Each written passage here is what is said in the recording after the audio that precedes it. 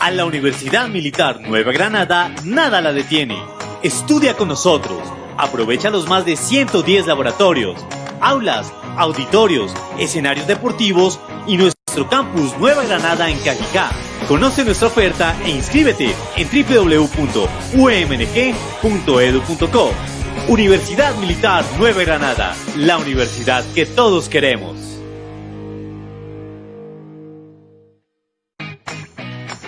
A la Universidad Militar Nueva Granada, nada la detiene. Estudia con nosotros. Aprovecha los más de 110 laboratorios, aulas, auditorios, escenarios deportivos y nuestro campus Nueva Granada en Cajicá. Conoce nuestra oferta e inscríbete en www.umng.edu.co. Universidad Militar Nueva Granada, la universidad que todos queremos.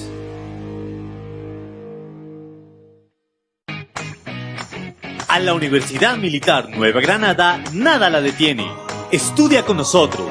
Aprovecha los más de 110 laboratorios, aulas, auditorios, escenarios deportivos y nuestro campus Nueva Granada en Cajicá. Conoce nuestra oferta e inscríbete en www.umng.edu.co. Universidad Militar Nueva Granada, la universidad que todos queremos.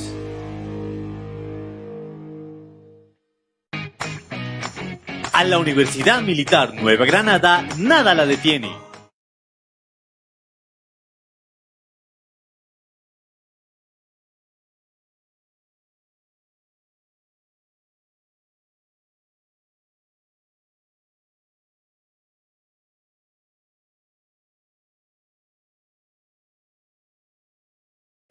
En temas locales, en Bogotá, en la crisis sanitaria que vive Bogotá, y para eso tenemos un invitado especial, un especialista en el tema.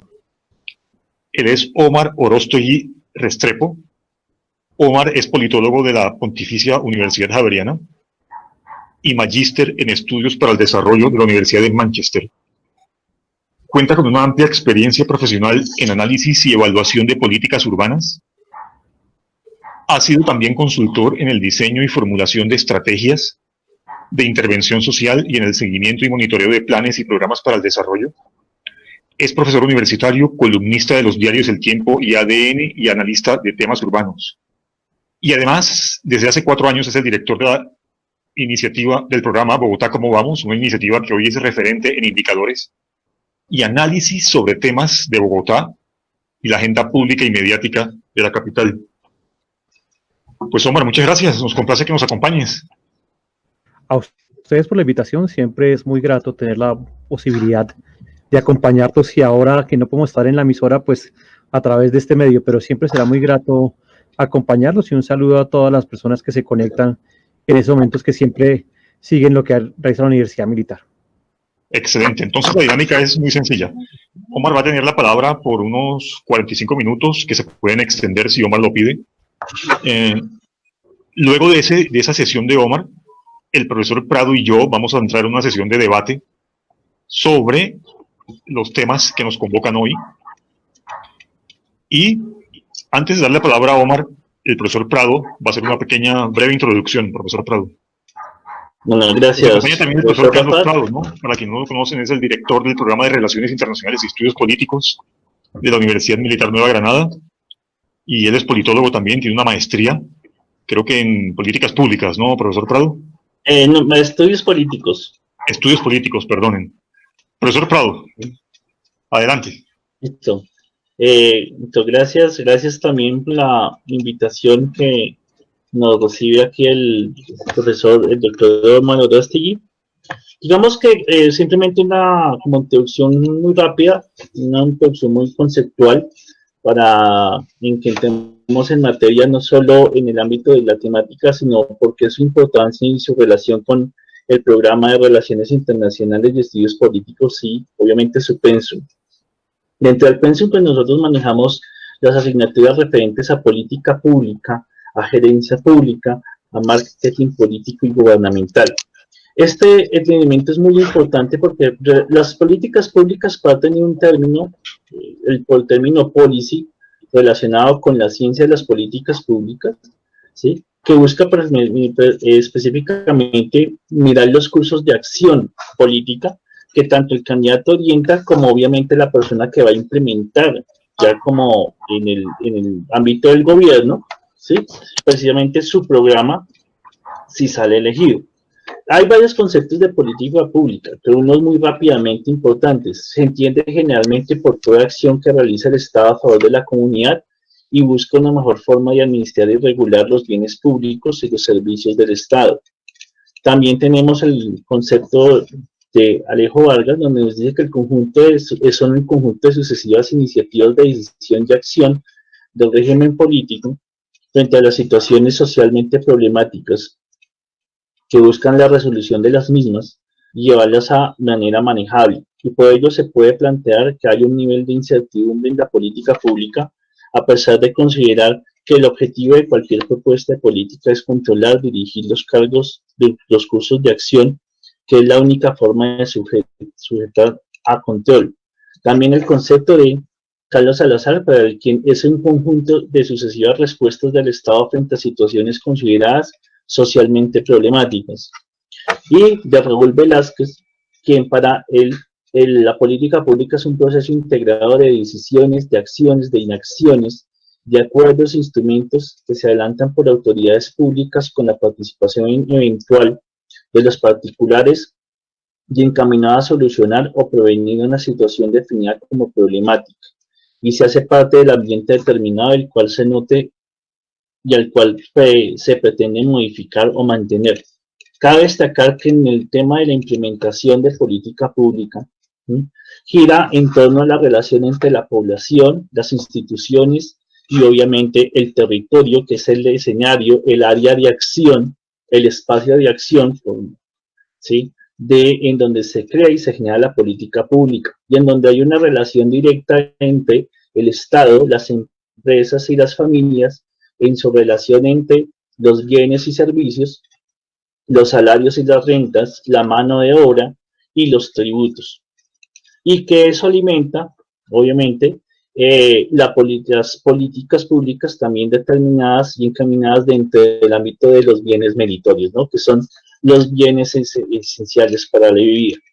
Y en donde efectivamente las diversas organizaciones sociales o grupos sociales gremiales, o en este caso, que tenemos a nuestro invitado, que es Bogotá, ¿cómo vamos?, que también contribuye a la observación del seguimiento de esa implementación de políticas públicas, ¿sí? Dentro del origen, la creación, la formulación, la puesta en marcha, la implementación, la evaluación, el análisis y la reformulación. Entonces, este es, digamos, como una introducción muy general para pues todas aquellas personas que pronto no están empapadas o conectadas con el ámbito, pues, en este caso, de la relación entre la política pública y lo que está sucediendo en Bogotá específicamente, y todas aquellas decisiones, eso lo vamos a ir hablando más adelante, de las decisiones tanto nacionales como locales frente a la contingencia al COVID-19. Entonces, doctor... Muy bien, profesor Prado, muchas gracias. Muchas gracias, profesor Prado. Damos la palabra entonces a Omar Orostegui, director de Bogotá, ¿cómo vamos? Omar, cuéntenos, por favor, ¿cómo vamos en Bogotá, sobre todo en esta crisis sanitaria? Hola, Rafa y Carlos. Pues bueno, ya ustedes han visto las cifras de lo que ha pasado en la ciudad. Prácticamente, pues sí se ha venido disminuyendo el ritmo de contagio, pero si ustedes lo ven, si se analizan con perspectiva, en realidad las circunstancias iniciales se mantienen. O sea, no tenemos una vacuna ni tampoco tenemos tratamiento. Sí, y el tema de la red hospitalaria en particular, lo que corresponde a las unidades de cuidados intensivos, pues también estamos a puertas de ya llegar a su capacidad casi que al límite. Entonces también es un tema que nos pone a pensar. Por otro lado, es que más allá de esto, también tenemos que entender un poco mejor las cifras y los efectos que está llegando a tener en determinados lugares de la ciudad, sobre todo, por ejemplo, efectos de pobreza, efectos de seguridad alimentaria, e incluso ya se están viendo efectos como fenómenos de desobediencia civil en algunas zonas, como por ejemplo Corabastos, hoy en la ciudad. Yo creo que es un tema que hay que mirar con bastante perspectiva y hay que también analizar los cambios que traerá frente a a los modos de vida, incluso frente a las universidades, frente a la forma en que nos movilizamos por la ciudad y la forma que también convivimos en la misma ciudad. Yo creo que es un desafío de muchos y es también una prueba de resiliencia colectiva y de altruismo social.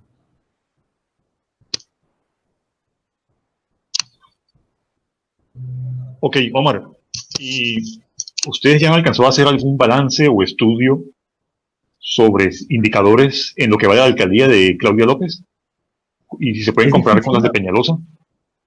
Es difícil hacerlo aún, porque es una alcaldía que se ha caracterizado también por gobernar en medio de la coyuntura. La primera coyuntura fue el tema de las marchas, posterior al 20 de noviembre, 21 de noviembre, que tuvo su eco también a principios de este año. Después llegó la coyuntura en febrero de todo el tema de calidad del aire, que no es nuevo, siempre la ciudad vive problemas de calidad del aire en los primeros meses del año, y ya terminando eso, pues inicia la coyuntura del COVID. Entonces, eso también hace difícil, entre otras cosas, poder evaluar un gobierno. Y más porque el efecto de la cuarentena se verá reflejado en muchos indicadores sociales. Ya lo estamos viendo, por ejemplo, en temas de homicidios, por ejemplo. ¿Sí? Porque al tener la gente en sus casas, hay otros indicadores que tendrán a disminuir. Sin embargo, estamos viendo también que se pasó por alto unos fenómenos que no teníamos en el radar. Por ejemplo, todo lo que corresponde a violencia de puertas para adentro. Si ustedes me lo permiten, yo tengo una pequeña presentación, si me permiten compartir pantalla, de cómo está la ciudad. Me permita como mejor contextualizar las cifras que estoy hablando. ¿Les parece? ¿O quieren que continuemos la conversación? No sé, cómo hay el formato que ustedes tengan establecido con el que sientan más cómodos. Adelante, por favor. Adelante. ¿En esa presentación tienes algo sobre el plan de desarrollo aprobado recientemente? No, pero si quieren hablamos al final sobre el plan de desarrollo. Lo hablamos al final, listo. ¿Listo? Porque yo vi que en la página de ustedes hicieron una mesa de diálogo bastante penetrante con críticas y aportes. Entonces, sí, podemos comentar al final. Este plan de desarrollo hay que analizarlo con mucha perspectiva, porque también es una apuesta considerable en términos de recursos económicos. Estamos hablando de 109 billones de pesos. De esos 109, el 10% va a ser por deuda pública. Por otro lado, también hay que tener presente que es un plan de desarrollo que, si bien trata de responder a la coyuntura actual de la pandemia, un plan de desarrollo que tendrá dificultades en términos económicos por cuanto los ingresos del distrito van a disminuir. Y son ingresos que dependen, por un lado, de la dinámica económica, que ya estamos viendo las cifras de desempleo que cada vez crecen, y eso también tiene un efecto, por ejemplo, en el recaudo del impuesto de industria y comercio, que es el principal tributo que hoy tiene la ciudad, seguido del impuesto predial. Y muy posiblemente el impuesto predial también veamos fenómenos en que la gente se empiece a atrasar en el pago o incluso a no pagar. Al hecho de que la gente disminuya sus pagos, también tiene un efecto sobre las políticas públicas, porque el tema fiscal al final limita también las acciones de gobierno para poder cumplir con esas apuestas de política pública. Eso por un lado. Por otro lado, es un plan de desarrollo que también tiene apuestas interesantes y que se alinea con los objetivos de desarrollo sostenible, lo cual nos parece importante. Sin embargo, todavía hay unas metas que parecen inerciales, sin hacer mucho se pueden cumplir, y hay otras que les falta también ser un poco más ambiciosos, como por ejemplo las metas de reducir la contaminación del aire.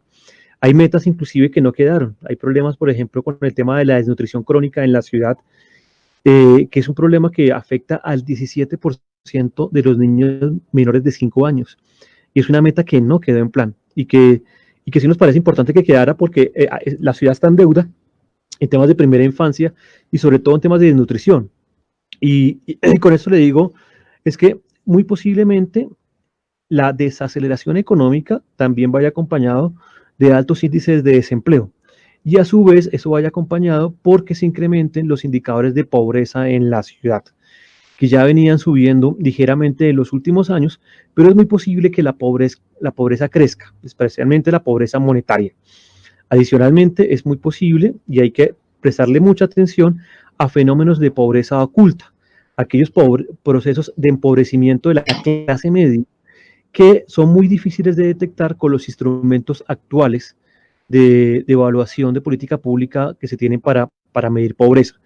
Y esos fenómenos de pobreza oculta o pobreza vergonzante, como lo llaman otras personas, son también fenómenos que pueden estar afectando mucho la clase media y que pueden estar viéndose reflejados o porque perdieron el ingreso o las familias tuvieron una disminución considerable de sus ingresos. Y eso hace también que esos hogares se vean colgados, por ejemplo, las cuotas hipotecarias, en los créditos del carro e incluso en los créditos también de la educación de sus hijos. Son fenómenos que se están viendo y que tal vez en el plan no quedaron también analizados y que hay que prestarle mayor atención, al igual que los temas de seguridad, en donde el plan de desarrollo pues tiene tal vez las metas mejor concebidas y más ambiciosas. O sea, técnicamente tal vez el capítulo de seguridad es el capítulo que quedó mejor estructurado. Sin embargo, hay que entender mejor hacia dónde se va a focalizar. Pareciera que la seguridad se quiere focalizar en Transmilenio y en el SITP, pero cuando usted mira las cifras, en realidad, de los 127.000 hurtos a personas que se cometieron el año pasado, en el SITP tan solo se registró el 1%, ¿sí? Y el otro punto es que también se habla de Transmilenio, pero en Transmilenio tan solo se concentraron 25.000 hurtos de los 127.000 que se cometen en la ciudad. Entonces, pareciera que hay una intención de trabajar en disminuir los hurtos y la delincuencia en el transporte público, cuando en realidad las cifras nos muestran que los hurtos se concentran hoy en la vía pública, en el espacio público. Entonces, eso ya también genera inquietudes en la fórmula en que se le está apostando al plan. Todavía falta que el plan se desarrolle más concreto. Perdón, en realidad yo estuve analizando el plan de desarrollo con bastante detalle y pareciera que ese plan de desarrollo estuviera efectivamente dedicado a gobernar para Transmilenio y para toda la red de movilidad alrededor de Transmilenio. 37 billones de pesos dirigidos a esa red. Y tú recuerdas, Omar, que antes de la pandemia la señora alcaldesa propuso un recaudo voluntario a través del predial para financiar la seguridad de Transmilenio, que le cayeron con todo. O sea, básicamente esto es la continuación del modelo peñalosístico del Transmilenio. Pues no me atrevo a opinar en ese nivel que ustedes lo hacen, pero desde mi análisis le podría decir que hay factores que se están pasando por alto. Mire, el primero es que desde hace varios años ha venido disminuyendo el número de pasajeros en el transporte público. En Transmilenio disminuye considerablemente cada vez más el número de personas que se mueven en el sistema. Y eso también tiene un efecto en las finanzas. Ahora, al margen de eso, estamos viviendo que a propósito de esta coyuntura y no poder subir, que el sistema de transporte público no pueda subir más del 35% de su capacidad, pues ese hueco en las finanzas tiende a incrementarse cada día más. Y eso preocupa, porque también entonces la apuesta es por el sistema Transmilenio. Y yo considero que aquí el problema debe analizarse desde una perspectiva mucho más amplia, no desde la demanda de transporte, sino también sobre la misma oferta de transporte hoy en medio de la pandemia. Y no solo me refiero a la oferta, por ejemplo, en infraestructura para ciclistas. Y si quiere ya hablamos del tema, porque ahí sí me parece que debemos ahondar, porque nos hemos quedado tal vez cortos y hemos también como que sobredimensionado el alcance de la bicicleta en la ciudad. Y lo digo porque usted cuando mira las cifras no han disminuido en temas de accidentalidad y de lesionados ciclistas, ¿sí? En los últimos años, y tampoco ha disminuido el hurto. Entonces, el tema de la bicicleta va mucho más allá de que la gente se mueva en bicicleta. Eso significa también que hay que mejorar la infraestructura vial, hay que mejorar la seguridad, hay que mejorar los temas de iluminación y otros. Cierro ese paréntesis. Y continuando con los temas de transporte público, yo sí creo que hay que mirar en temas de la oferta. Entonces, ¿cómo se puede movilizar hoy la gente en la ciudad? Se le dice que no se puede mover más del 35% en Transmilenio. Pero mire, hace 2 horas el primer ministro inglés acaba de anunciar que la gente se puede mover en el metro de Londres y en transporte público siempre y cuando vaya con el tapabocas y con la cobertura en los ojos. No está colocando restricciones de capacidad o de demanda en el transporte público. porque es que el riesgo que hay es al final que se crea una narrativa negativa del transporte público y que la gente le coja miedo al transporte público y opte por el transporte privado. Y en este caso, lo que puede preocupar más, y hay que llamar mucho la atención en eso, es que la gente opte por moverse en motocicleta o en su carro. Y eso terminaría saturando aún más las ciudades, congestionando aún más las vías y teniendo efectos no deseados, porque la gente procurará sentirse más segura al movilizarse en su carro privado o en su moto, que movilizarse en transporte público, debido a que también ha crecido la narrativa de que el transporte público es un foco de contagio. Y la gente también responderá y tratará de adaptar sus comportamientos y cambiar sus hábitos. Y muy pocos también pueden migrar a la bicicleta. Y recordemos que la bicicleta es un medio utilizado principalmente por hombres jóvenes, pero no lo utiliza todo el mundo, porque hay que tener presente también las distancias que hay. Por ejemplo, o una persona que trabaja en oficios generales o una empleada de servicio que vive en la periferia de la ciudad y trabaja en el norte, muy difícilmente va a optar por el medio de la bicicleta, optará por el transporte público.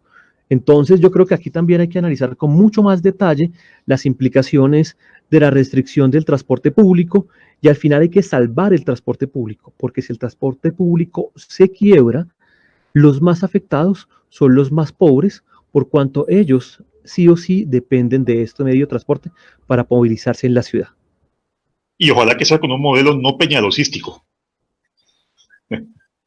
Pero bueno, no te comprometo. Tenías una presentación, si quieres dejemos otros ítems del plan de desarrollo para el final. Yo creo que si quieres podemos seguir hablando así. Bueno, sí, listo. Sí, no otras cosas que ustedes criticaron del plan de desarrollo o aspectos por mejorar eran los de,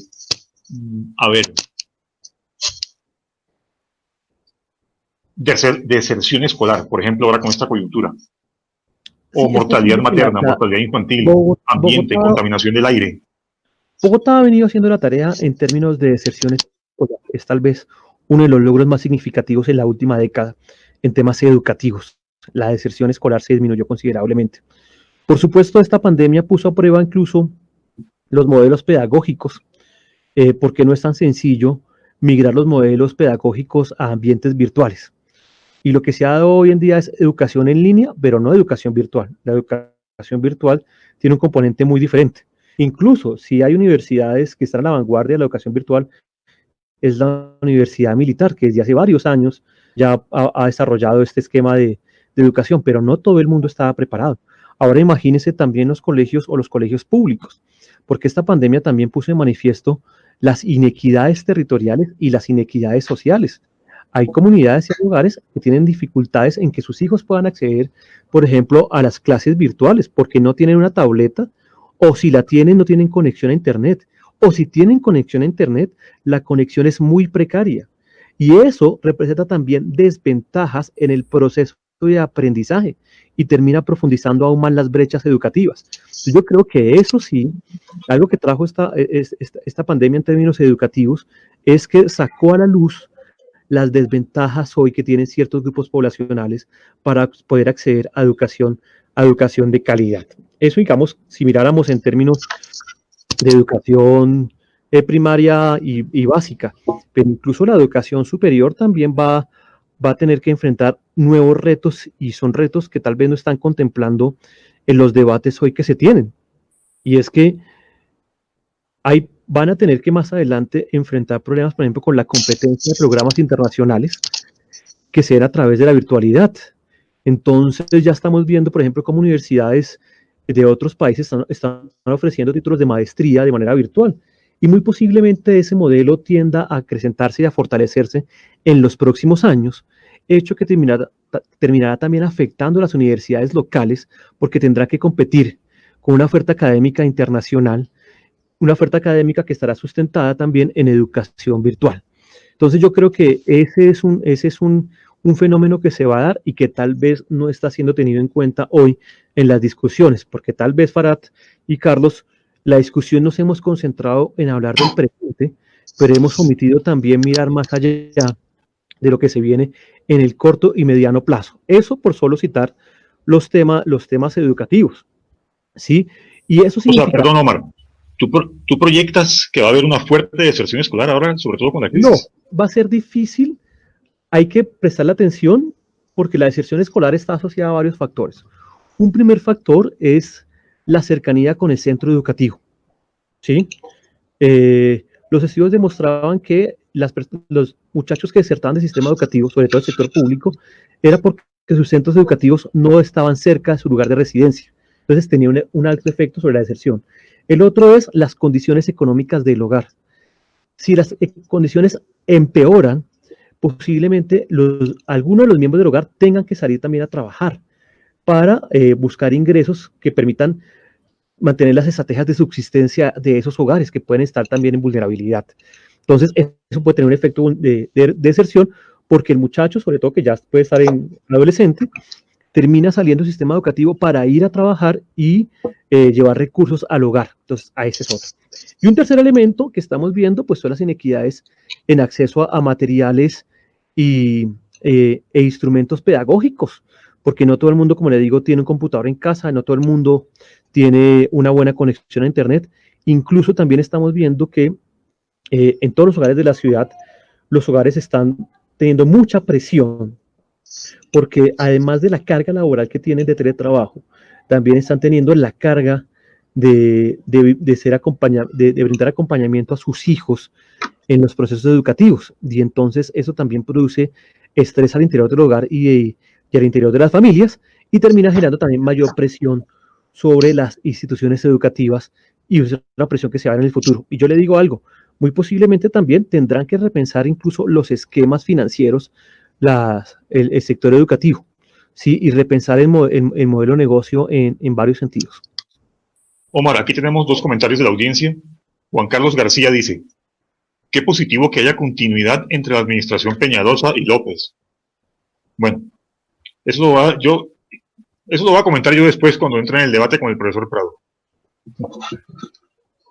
Y William Orlando Tarapuez Gutiérrez dice: se evidenció con esta pandemia que nos preguntáramos a dónde va a parar los costos tan altos en educación que cobran en el país, si no tenían infraestructura muchas universidades e inclusive colegios. ¿Quieres comentar algo a William Orlando? Sí, William, un saludo. Mire, si algo también está dejando manifiesto es que las instituciones educativas están viendo mucha presión sobre sus presupuestos. En particular, las instituciones educativas más débiles, que están viendo esa presión sobre sus presupuestos educativos, porque las universidades, sobre todo, viven de las matrículas. Muy pocas viven, digamos, de otros esquemas, o subvenciones de gobierno, o estudios que le permiten, como consultorías, que permiten tener mayores ingresos, pero la mayoría vive de las matrículas. Las matrículas, si se ven disminuidas, posiblemente pase, ya que los hogares pueden llegar a pérdidas de ingresos por desempleo o porque disminuyó sus ingresos como consecuencia de que las familias no han podido trabajar al 100% sus actividades diarias o oficios, y entonces terminan tomando la decisión de que sus hijos aplacen semestre simplemente por la incapacidad para poder pagar un semestre que en algunos casos puede ser muy costoso para una familia, dependiendo también de las universidades. Entonces, sí, hay que prestarle mucha atención, y el reto para el gobierno es un reto también importante en términos de mejorar los apoyos financieros a estas familias, no solo a las familias pobres, sino también a las familias de clase media que pueden estar viviendo esos procesos de empobrecimiento que no necesariamente se estén identificando con la metodología actual de pobreza. Alejandra Ripoll dice: Omar, No, deja que Alejandra, a mí me encanta responder a Alejandra, ¿cómo no? Por favor, Alejandra. ¿Me acompañaba a ustedes en el panel de radio? Sí, sí, claro, la misma Alejandra. sí. Yo sé, y las preguntas de ella son preguntas interesantes. Ácidas. Aquí te mandó una ácida. Dice: Prado, perdóname, te interrumpo. No, Dice Alejandra: ya se han identificado los problemas de la virtualidad para los estratos 1, 2 y 3. Entonces, ¿qué hacer?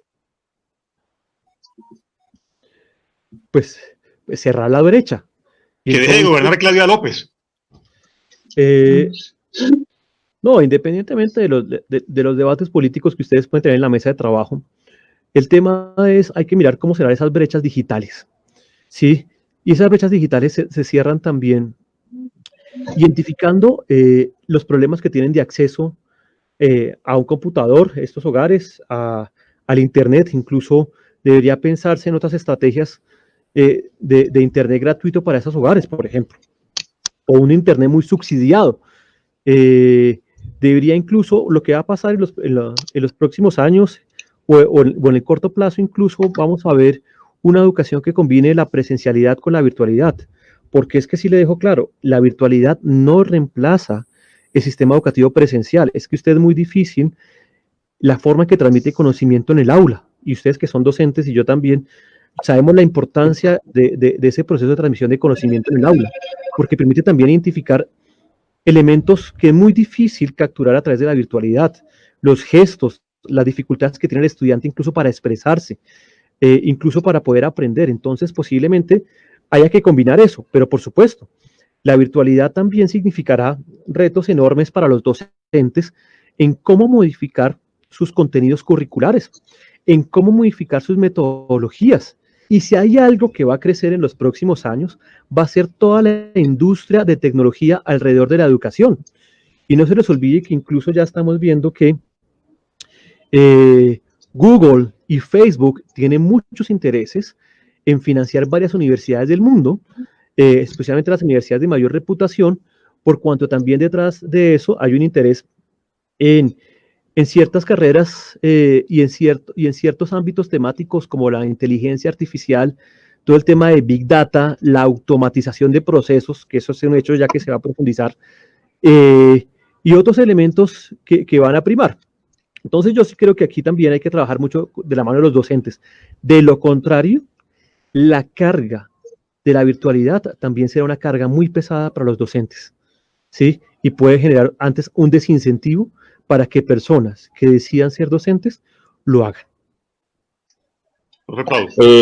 Bueno, Omar, en relación a que pues, entre las políticas públicas se toca el tema territorial, ¿sí? No sé hasta qué punto podría decirnos, Omar, también cuál ha sido ese impacto de lo que está sucediendo, ¿sí? Y a nivel de la implementación de políticas en Bogotá en relación con la región, el tema de ciudad-región, ¿sí? ¿Cómo se está viendo esa coordinación o esa toma de decisiones entre la región y la ciudad capital, sobre todo el tema de Soacha, que me parece que hay un tema también que está ocurriendo hoy precisamente con esa regulación, por un lado, y el otro también a nivel nacional, ¿no? El tema de cómo entra aquí a jugar el tema independientemente, sin hablar de mandatarios, simplemente frente a toma de decisiones, cómo entra entonces a jugar el tema de la descentralización. O sea, la pandemia, digamos, nos está demostrando que Colombia sí realmente existe una descentralización, o es una descentralización parcializada, o porque a veces para el público pareciera haber esa confusión, ¿no? entre lo que decide o lo que propone el Estado, o sea, a nivel gubernamental nacional frente al tema distrital. Mire, hay que tener claro, Carlos, que al final esta emergencia sanitaria también ha significado una coordinación de niveles y competencias, tanto a nivel distrital, departamental y nacional, y lo estamos viendo. Y es un buen ejemplo de la necesidad de empezar a coordinarse mucho mejor para que esto funcione. ¿Sí? Por supuesto, hay todavía zonas grises en donde las competencias no son tan claras, sobre todo en lo que tiene relación con los esquemas financieros. Eso por un lado. Por otro lado, también hay que tener presente que cada vez más se necesita coordinarse mejor con el entorno inmediato. Este plan de desarrollo trae una apuesta muy interesante y hay que resaltar frente a temas de integración regional. Sin embargo, hay que tener claro cuál es la dinámica propia de hoy de Bogotá con los municipios vecinos. Y se lo voy a poner en estos términos. Mientras Bogotá solo creció un 4% en el periodo intercensal, es decir, entre el 2005 y el 2018, que es cuando tenemos los dos censos, solo el 4%. Municipios como Cajicá crecieron al 45%. Mosquera creció al 50%. ¿Sí? Cota al 38%. Entonces lo que estamos viendo también es que Bogotá está creciendo, y en particular Bogotá está creciendo sobre todo hacia las localidades de los bordes, lo que es Usaquén y Suba, y ese crecimiento también está teniendo una presión sobre municipios como Chía, Cota o Cajicá, y es una presión que está dando también como consecuencia de un nuevo mercado inmobiliario hacia Sabana Centro. Cosa diferente estamos viendo hacia zonas como el occidente de la ciudad, en donde también localidades como Kennedy, Fontibón o Engativá vienen creciendo considerablemente en población. Por ejemplo, el occidente, esas tres localidades, crecieron 39.000 habitantes, pero el suroccidente, lo que es Bosa, Tunjuelito y Ciudad Bolívar, crecieron 100.000 habitantes en este periodo de tiempo analizado. ¿Qué pasa? Que a su vez mucha gente está migrando hacia municipios del occidente de la ciudad como Funza y Mosquera, y esa migración está asociada, por ejemplo, a procesos de localización de industria y de zonas francas, ¿sí? Y que están también demandando nuevos profesionales asociados a estas dinámicas económicas. Y por otro lado, tenemos entonces la aglomeración de otra aglomeración urbana, que es la tercera aglomeración, ya le dije, la del norte con Sabana Centro, la del occidente con Funza y Mosquera, y la del sur, en particular con el municipio de Soacha. Y es una aglomeración donde las fronteras físicas ya realmente son difusas, y en donde ya estamos viendo de una década para acá que los problemas tienden a complejizarse. ¿Qué significa el hecho de que Bogotá tenga 3 aglomeraciones urbanas claramente identificadas? Que cada aglomeración tiene sus dinámicas propias de migración, y que adicionalmente hay que atenderlos con un tema fundamental: equipamiento, y ese equipamiento pasa por tener una visión regional. Equipamiento, por ejemplo, en temas de transporte, que el transporte llegue hasta allá, y un transporte público que les permita mejorar el acceso a la ciudad. Y hoy, venga, le digo, solo Bogotá tiene 9 accesos viales, es muy poco los accesos viales, y muchos de esos accesos viales terminan siendo cuellos de botella. Por otro lado, también tenemos que pensar, por ejemplo, equipamiento compartido en temas de educación. Ya lo estamos viendo, por ejemplo, en Soacha, donde muchos niños del municipio reciben la educación en Bogotá, lo cual también es positivo, porque también es un tema de solidaridad. Y por otro lado, también el tema de seguridad, porque las cuestiones de inseguridad y la dinámica del delito ya está trascendiendo las fronteras físicas de la ciudad, y se requiere también tener una visión mucho más compleja y panorámica desde una perspectiva regional para atender esas problemáticas hoy frente a esas aglomeraciones. Y eso significa necesariamente que se mejore la articulación entre el gobierno distrital, los municipios, la gobernación y la nación. Y eso pasa incluso por mirar cómo logramos armonizar los planes de ordenamiento territorial y también los esquemas, por ejemplo, de coordinación, como por ejemplo el tema de abastecimiento de agua potable, o incluso hoy el tema del río Bogotá frente a los municipios que están en la cuenca del río Bogotá hoy en esta coyuntura. Omar, aquí tenemos más comentarios. Dice Sebastián Gutiérrez Casas: la alcaldesa dice que se hace un show por una app para salvar vidas, pero estamos en Google y Facebook sin problema. ¿Acaso la alcaldesa no sabe que cada persona acepta los términos de privacidad y es libre si acepta o no en Facebook y Google algún fin dictatorial como le gusta a la izquierda, queriendo obligar a descargar esta aplicación? No sé si quieras comentar algo sobre este escándalo que hubo, que por cierto ya la alcaldesa se echó para atrás. Primero los invito a leer la columna que escribí ayer en El Tiempo sobre luces y sombras de las aplicaciones para rastrear el COVID. Y ahí hay que anotar varias cosas. Este tema de las aplicaciones no es un tema novedoso. Es un tema que ya ha venido tomando vuelo en varias ciudades del mundo y que terminó acentuándose a propósito de esta pandemia. Entonces, tenemos aplicaciones en Corea del Sur, tenemos aplicaciones en China, pero principalmente son aplicaciones de rastreo, que lo que permite es, por ejemplo, identificar los movimientos de las personas y al final, a través de algoritmos, cruzarlos que, con información que permita identificar dónde se cruzó una persona con un posible contagio y asociado a este lugar, y usted a su vez puede haber contagiado a otras personas. Le voy a dar un ejemplo muy sencillo. Usted, vamos y nos va a Doña Antonia. En esa cafetería al final había otra persona que estaba contagiada por COVID. Este tipo de aplicaciones dice, bueno, semana pasada en esa cafetería tomando café y adicionalmente estaban esas personas. Tanto a ustedes como a esas personas les llegaría un mensaje de texto diciéndoles, ustedes estuvieron expuestos a COVID. Expuestos. No significa, es un primer elemento. El segundo elemento es que para que estas aplicaciones realmente funcionen, tienen que haber sido descargadas por cerca del 70% de la población, ¿sí? Para que el algoritmo también reduzca su margen de error. De lo contrario, si muy poca gente lo descarga, pierde eficiencia. Y un tercer elemento, de nada sirve, y eso asumiendo que la gente que descarga realmente diga la verdad de sus desplazamientos, diga la verdad de sus contactos, y asumiendo esa hipótesis. Y aún así, no sacamos nada de tener esa ventaja tecnológica si al final no se reduce, no se mejora la vigilancia biológica.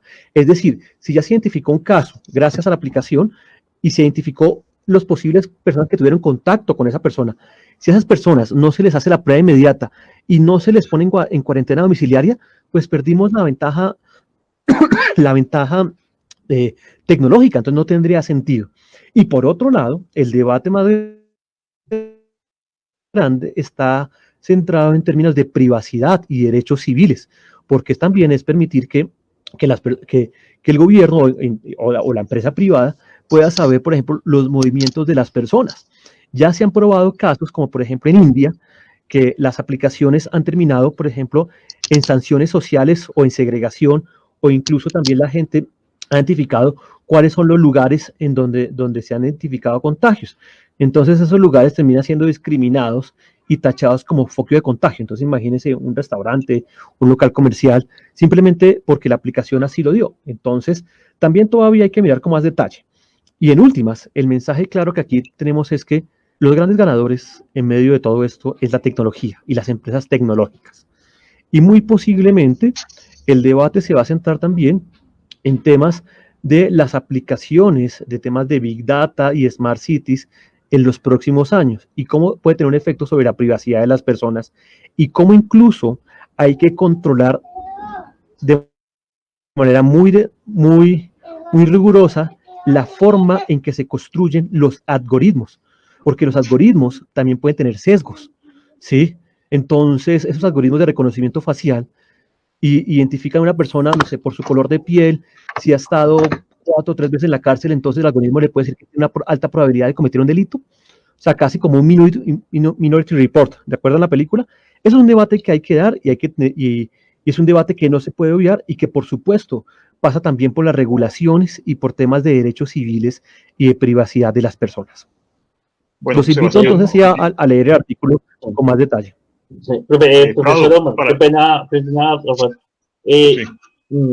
Dentro de lo que comenta entonces Omar, ahí entonces, ¿cómo debería ser o dónde debería entrar el papel de aquellas personas que efectivamente estudian o se desean estudiar el ámbito de la política pública? O sea, ahí donde va a entrar la academia en ese análisis de estas nuevas tecnologías entonces.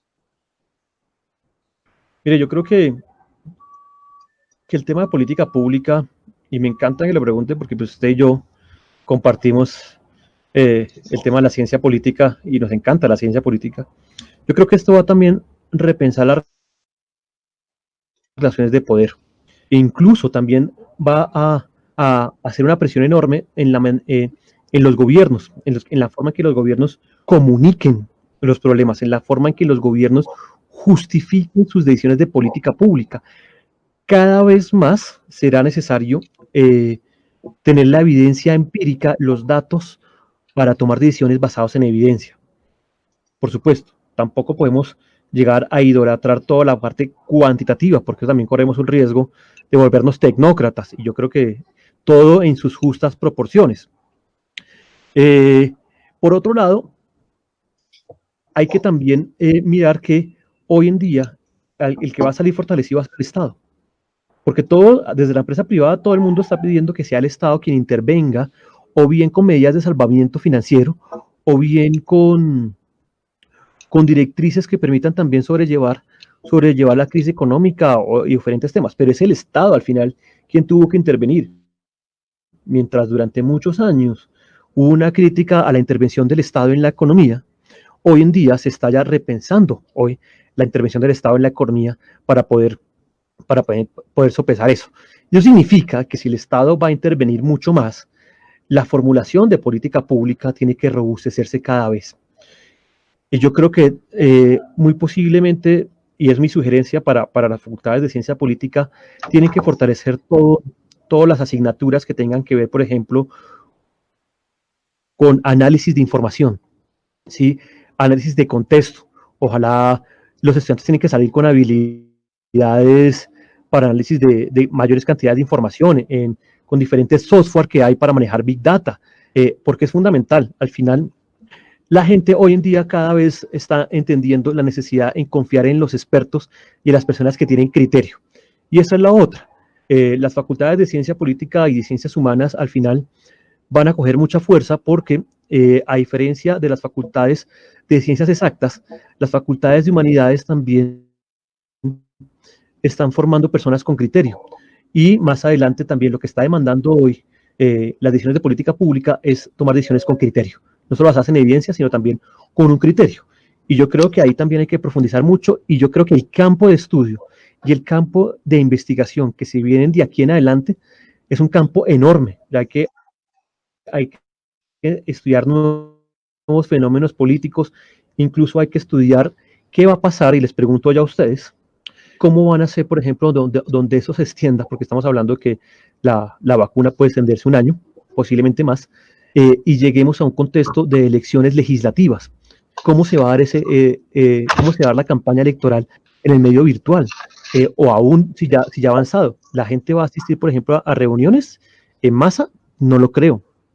Yo creo que el libro de Elías Canetti, de Masa y Poder, vale la pena que el doctor Prado saque una edición 2.0, Masa y Poder en medios virtuales, porque yo creo que si algo hay que entender es que la virtualidad llegó para quedarse y va a modificar mucho las formas de socialización y de participación ciudadana y las relaciones con el Estado. ¿Tú te imaginas las elecciones virtuales? Eso sería el papayazo que están buscando. Si con la plataforma de ingresos solidarios se inventaron 100.000 firmas. ¿Ah? Claro, porque viene el reto, que es más ya hablando en esos términos, el tema de también el cambio que tiene que ver con el sistema electoral, ¿sí? Y lo que está pasando también a nivel de reuniones, tanto a nivel legislativo como a nivel de Consejo de Bogotá, ¿no? O sea, y ese tema, bueno, las decisiones que se toman, que se están tomando, que se están discutiendo en relación con el ámbito, con el peso jurídico, con el peso de las leyes y los acuerdos, ¿no? Yo creo Omar, que perdón, sí. Aquí Sebastián Gutiérrez vuelve a participar aportando lo siguiente. Él dice que por eso es importante la propuesta del gobierno de convocar 40 emprendedores fundadores de startups, desarrolladores para capacitar desde las edades más pequeñas. Permíteme continuar acá con otros comentarios. Juan Carlos Hernández Díaz dice: los estudiantes están motivados en seguir estudiando. Las ayudas económicas no son suficientes e inequitativas. Espérame. Eso ya, Irina, por favor. Pues, qué pena con ustedes, tengo aquí una logística en casa.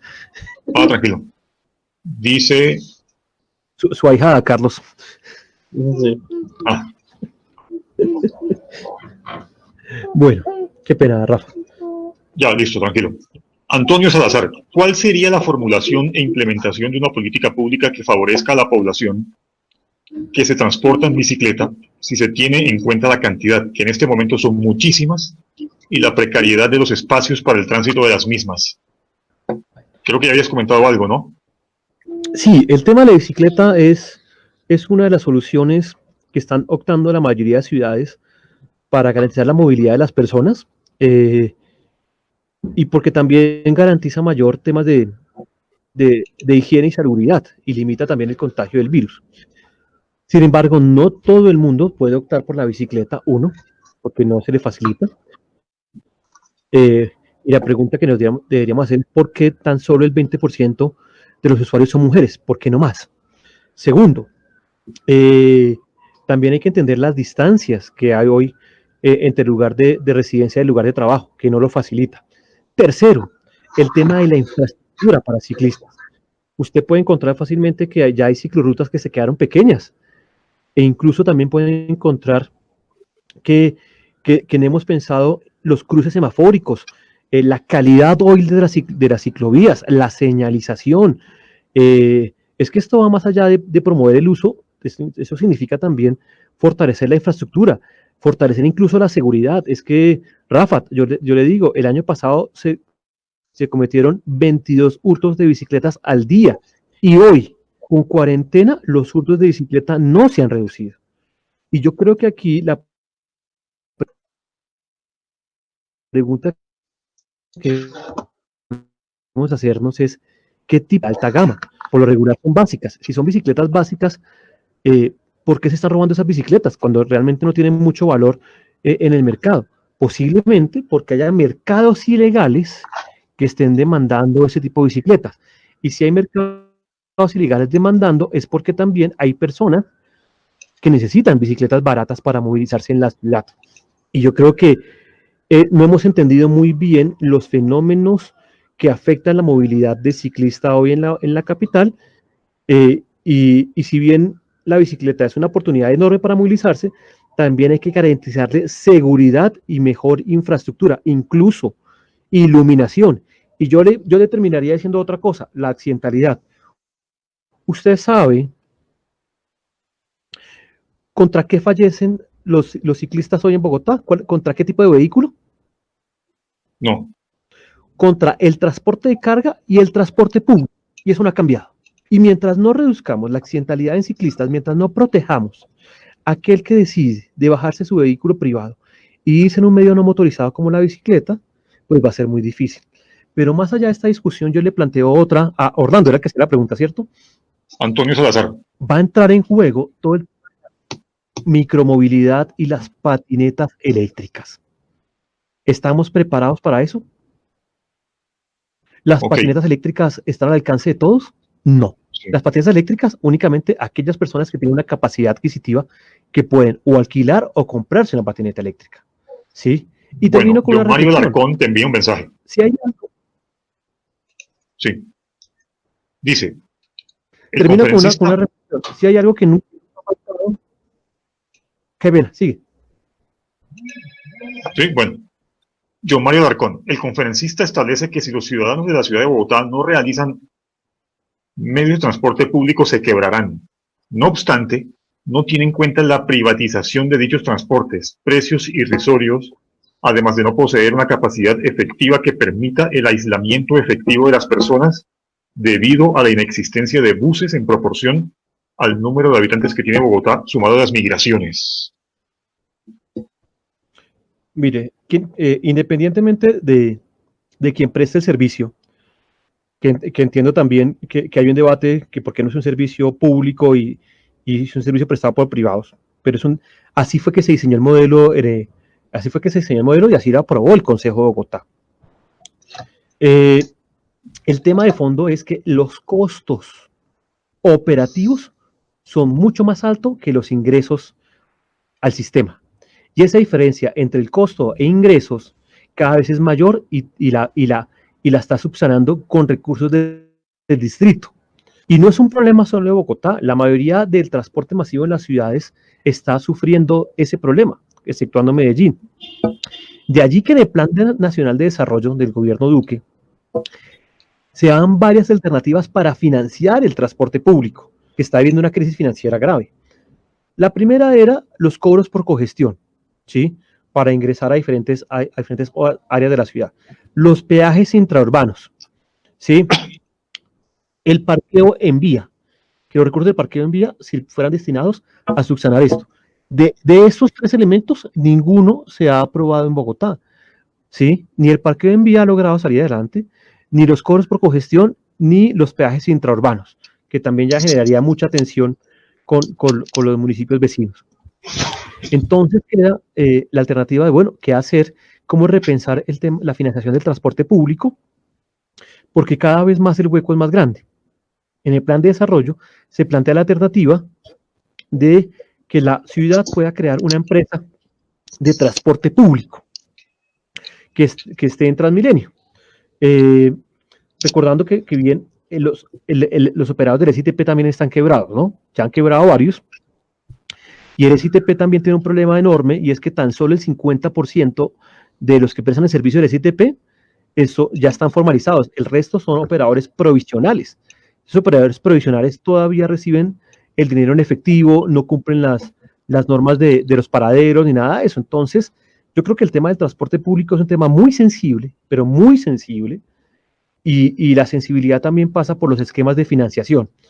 Y yo creo que a la larga, el tema de políticas públicas pasa por pensar los esquemas de financiación del transporte público, más allá si es una empresa privada o pública, sino, bueno, ¿cómo vamos a financiar el sistema de transporte público?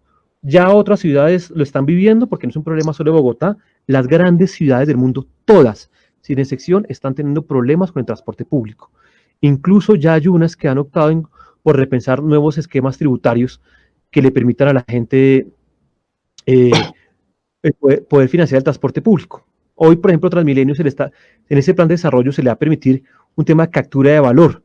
Básicamente es que las construcciones que queden cerca de Transmilenio pues puedan pagar casi que un mayor tributo,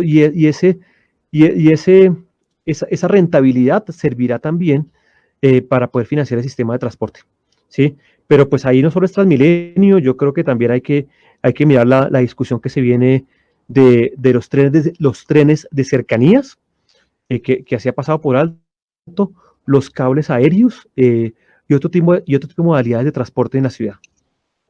Bueno, aquí Juan Carlos Hernández dice, los tomadores de decisión tienen claro el diagnóstico del problema, no son consecuentes con las respuestas.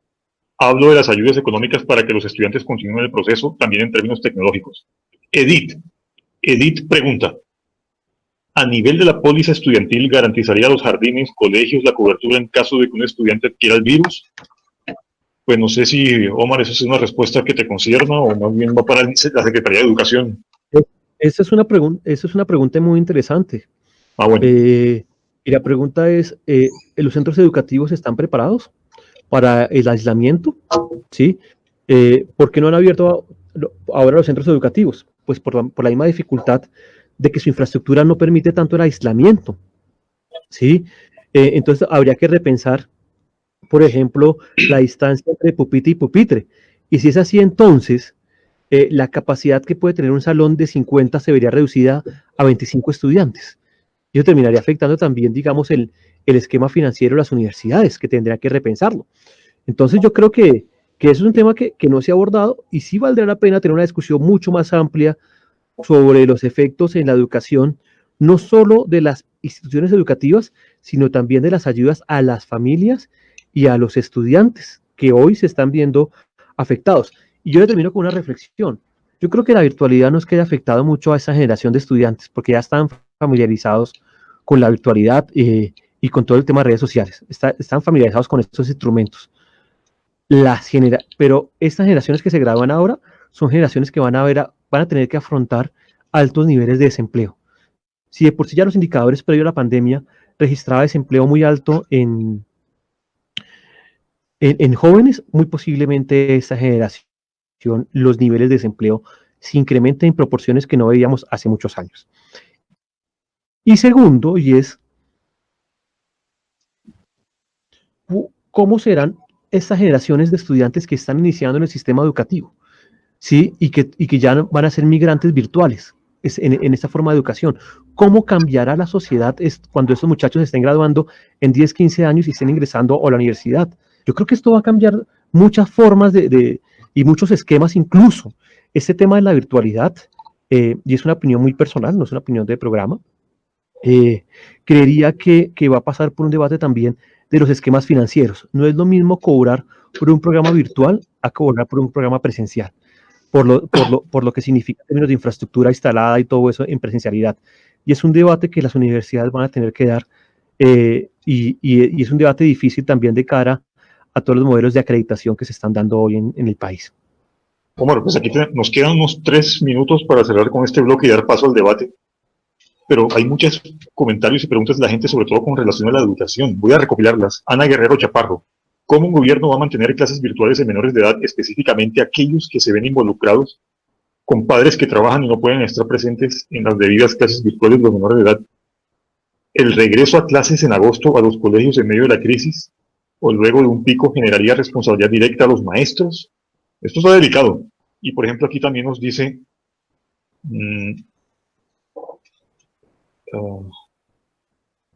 si tiene contemplado algún apoyo económico para los colegios y jardines privados, ¿cómo garantizaría de apoyo económico el Ministerio de Educación a los colegios públicos?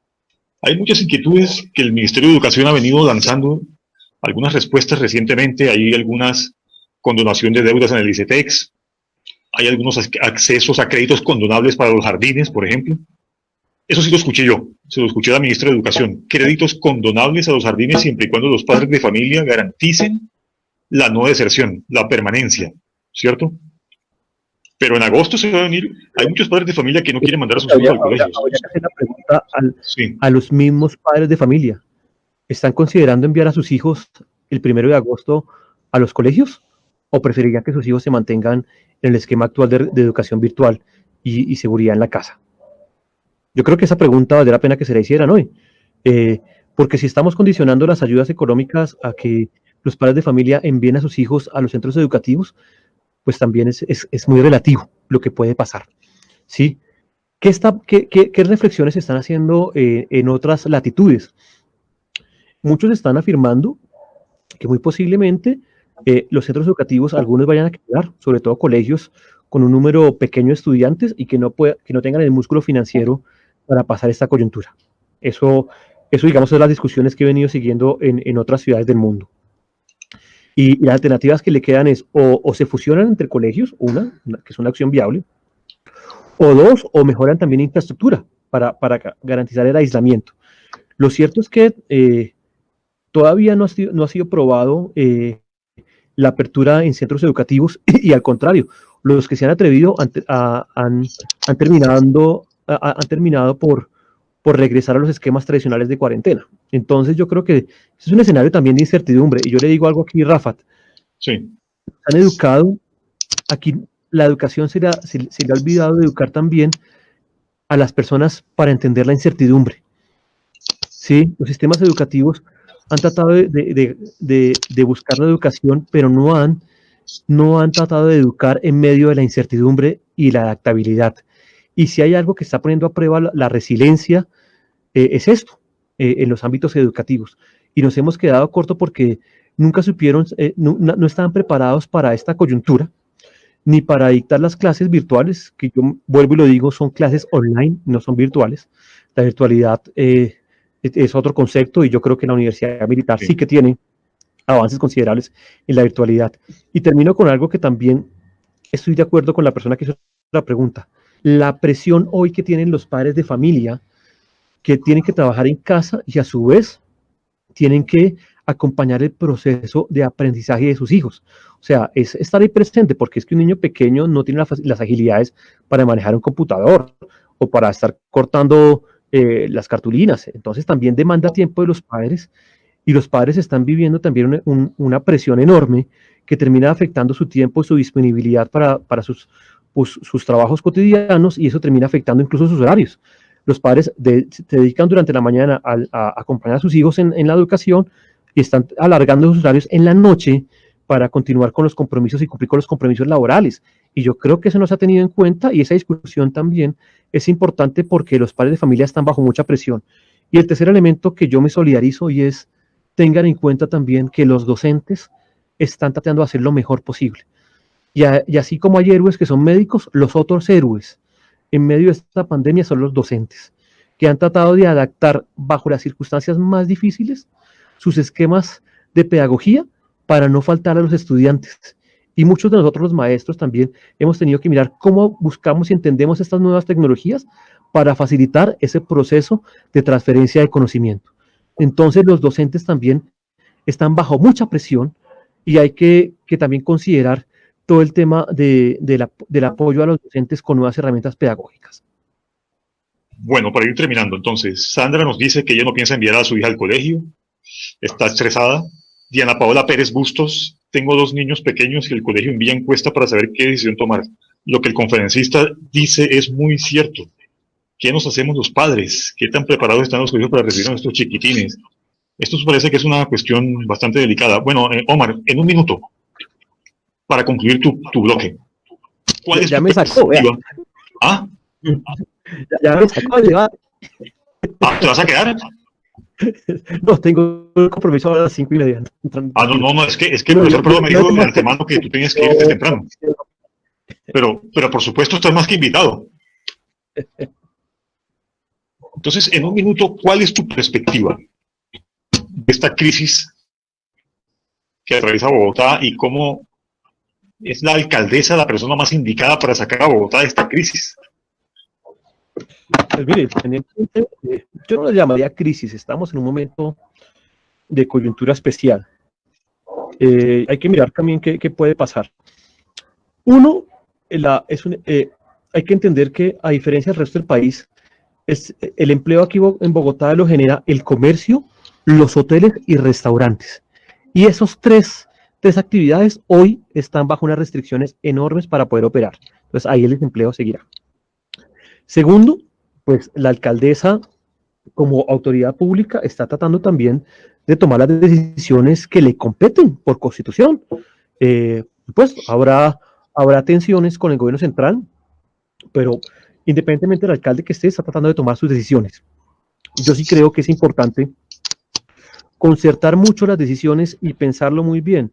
El tema de la app demostró también que faltó información, incluso faltó discusión interna y deliberación, porque al final es una política pública, que no, y el proceso de construcción de política pública también requiere deliberación y concertación, y yo creo que hay que mejorar mucho eso.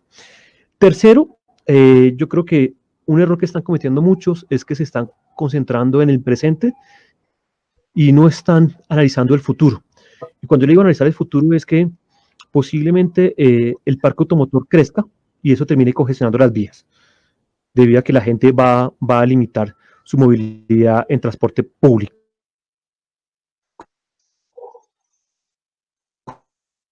Poblamiento, en particular por los hogares jóvenes que tienen niños y que pueden estar decidiendo migrar hacia municipios de la sabana por las facilidades también. Y porque detrás de eso hay un debate frente a la densidad, porque se dice que la densidad también es un factor de riesgo de contagio. Entonces, a propósito del teletrabajo, la gente ve las opciones para irse fuera de la ciudad y seguir trabajando en teletrabajo. Y esa es mi última reflexión. La forma también del mercado laboral y los esquemas de trabajo van a cambiar con el teletrabajo. El teletrabajo tendrá efectos incluso en el tema de la demanda de oficinas. Muy posiblemente se caiga la demanda de oficinas y veamos mucha oferta de oficinas en los próximos años.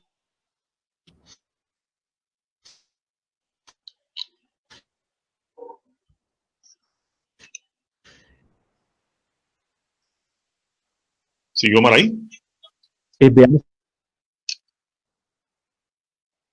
también que la gente, o sea, la economía de puertas para adentro. Hoy, en muchas ciudades del mundo, las inversiones de los hogares se están dando de puertas para adentro. Ya la gente puede gastar en entretenimiento y diversión, porque claramente es una de las industrias más afectadas y pues donde también la gente tiene miedo. Entonces la gente prefiere invertir en en mejores espacios para su vivienda, en mejores jardines internos, en mejores restaurantes, incluso en mejor mobiliario para poder ejercer mejor el teletrabajo, en su calidad de vida de puertas para adentro. Lo que nos parece un riesgo es los efectos que puede tener en la salud mental a largo plazo, esto, porque tiene un efecto en la salud mental. Segundo, en el tema del distanciamiento social, una cosa es el distanciamiento social y otra es el aislamiento social, y yo creo que al final el distanciamiento va a terminar en aislamiento. Entonces los procesos de socialización de las personas, tanto en el espacio público como en el espacio privado, se van a ver muy limitados. Y eso va a también cambiar los patrones en que la forma en que se comunican, en que la sociedad aprende y en que la sociedad también se construye a sí misma. Muy bien, Omar, pues muchas gracias. Nos complace volverte a ver tus muy oportunas y pertinentes apreciaciones. Esperamos contar contigo en otra ocasión. Pues siempre será un placer acompañarlos. Rafa, me encantaría quedarme en el debate, pero los temas políticos, por mi condición de director, prefiero omitirlos. Muchas gracias por la invitación, muchas gracias al profesor Prado y a la Universidad Militar que abre esos espacios de deliberación que me parece sumamente importante. Y un saludo también a la audiencia que durante esta última hora estuvo conectada y participó muy activamente en esta conversación. Un saludo a todos ellos y los invito a seguirnos en redes sociales. Una buena tarde. Bueno, Omar, muchas gracias, entendemos y pues, aquí es tu casa. Chao. Y esperamos en otra oportunidad podamos reunirnos de nuevo para seguir discutiendo esos temas de la ciudad. Bueno, chao. Bueno, Prado, nosotros dos continuamos. Sí. ¿Me permites a mí comenzar o quieres comenzar tú? No, comience bien pueda. Bueno, muchas gracias. Yo quisiera comenzar, pero enlazando con algunas preguntas que quedaron acá al aire de Juan Carlos García. ¿Qué capacidad real tiene una administración local para transformar la inequidad de una ciudad? Ya vamos a ver.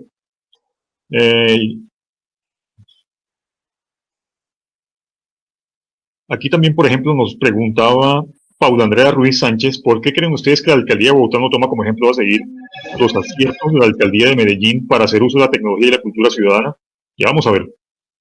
Y John Mario Larcón le respondía a Juan Carlos Hernández también, con unos aportes muy importantes. Y Paula Andrea Ruiz también nos escribía otra cosa más sobre educación. Muy bien. Yo voy a comenzar con una premisa central que es muy sencilla y muy concreta. Sobre la gestión de Claudia Nayibe López Hernández. De aquí en adelante, Claudia Nayibe. Y no lo digo irónicamente. Mi premisa central es que la gestión de la alcaldesa, a diferencia de lo que ha hecho carrera en los medios y en las redes, según la cual Claudia Nayibe es una genio alternativa, futura presidenta, pues a diferencia de todo de este mito que ha corrido, yo voy a sostener que su gestión ha sido torpe e incompetente.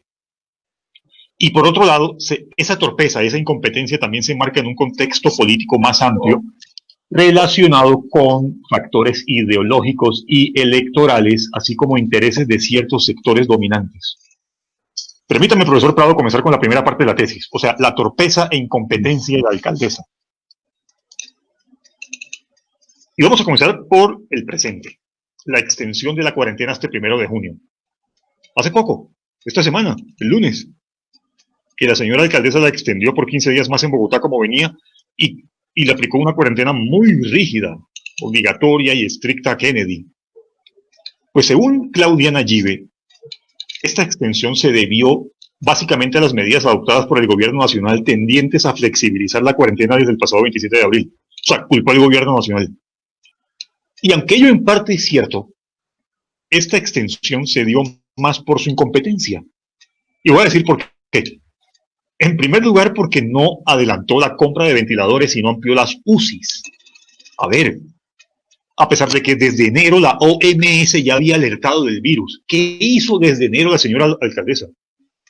Por supuesto, ustedes me podrán decir que este problema de adquisición de respiradores mecánicos está relacionado con la alta demanda mundial, porque todo el mundo lo está pidiendo. Pero igual de cierto también es que el gobierno nacional comenzó las compras muy tarde, el 1 de abril. Y Claudia Nayib ni siquiera ha hecho ninguna compra, nada. No vengamos a culpar únicamente al gobierno nacional. Los alcaldes también tienen con qué comprar respiradores mecánicos y camas para las UCIs. En otras palabras, profesor Prado, en otras palabras, querida audiencia, se perdió el tiempo de la cuarentena, se perdió la cuarentena, el sacrificio inicial fue en vano, comenzando por ese improvisado, chambón, simulacro de cuarentena que se inventó Claudia Nayib por allá como el 20 de marzo. No sé si se acuerdan, que fue como de 5 días ese simulacro.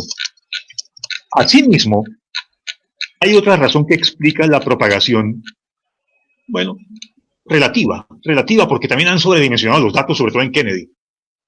Pero otra razón que explica esta propagación relativa fue la lentitud o torpeza en la entrega de ayudas. O sea, en palabras sencillas, la gente simplemente tenía que salir a protestar para exigir ayudas o salir a trabajar. ¿Por qué? Por la torpeza de no entregar las ayudas a tiempo. ¿Qué pasó, por ejemplo, con la Donatón? ¿Se acuerda, Prado? La Donatón, que recogieron no sé cuántos miles de millones de pesos. ¿Qué pasó con eso? ¿Por qué tanta lentitud en las entregas? ¿En serio? Y en Bogotá, desde el primer día de la cuarentena, han habido protestas. ¿Y cuál es la respuesta de Claudia Nayib? Más represión con el SMAT. ¿Y se acuerda, Prado, que en un punto también culpó a los entes de control por los retrasos en la entrega de ayudas? Que al día siguiente salió Contraloría, Procuraduría y Fiscalía a decir que ellos no tienen la culpa. Entonces, cortinas de humos, criminaliza la protesta social.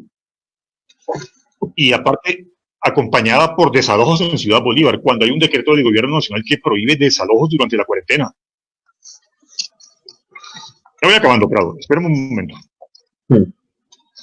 Otro aspecto sobre su incompetencia. Su incompetencia también tiene que ver con la forma como implementó su enfoque o modelo de salud. Y este último punto, de todos modos, tiene que ver con una actitud política. Esta coyuntura, esta crisis sanitaria mostró el verdadero rostro ideológico de la alcaldesa. Es el verdadero rostro. En lugar de ser una heroína alternativa de centro, un mito absurdo, alternativa, una heroína del centro, algunos que incluso centro-izquierda, centro... No. En verdad, sacó a la luz su faceta neoliberal que pocos conocían, por cierto. Y el caso de la salud lo prueba.